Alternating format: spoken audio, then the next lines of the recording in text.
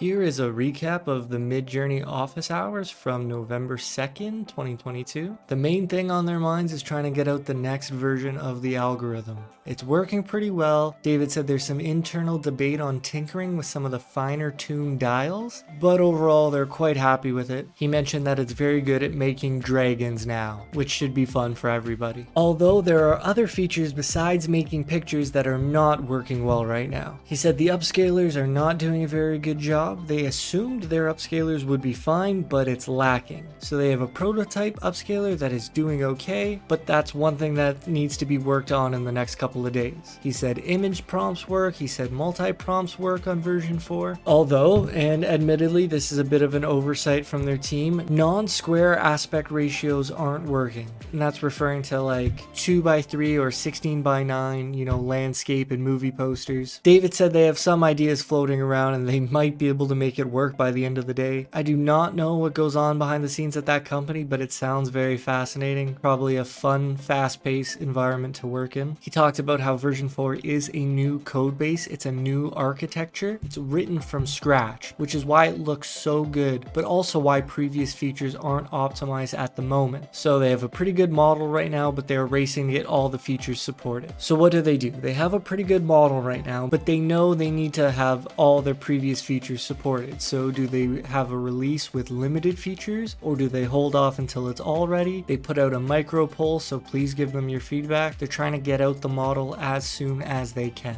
David talked about how they added more people to their team to work on web features, which is pretty exciting. Web features are unreal, by the way. I don't think I can show any of it, but I've been able to use it and it's actually amazing. I can't wait until it's available for everyone. It makes everything you do way easier. I'm talking scrolling through your feed of images to batching your upscales to switching off settings. It's just a pleasure to work with. David briefly mentioned the new anime model, Midjourney. The testing is going well. If you're in the beta, please give me an invite. I'd love to try it out myself. He mentioned that once they have the version 4 anime model, they will expand the beta a little more. So right now it's just limited testing and they don't want a lot of people testing because once version 4 comes, that's going to supersede everything that came before it. Now speaking on version 5, he had some interesting things to say. He said language abilities will continue to increase, quality will increase again, and that is hard to imagine. He admitted it's hard to imagine. I think it's extremely hard to imagine, but he said they know there is at least one more big quality jump that is pretty easy to do.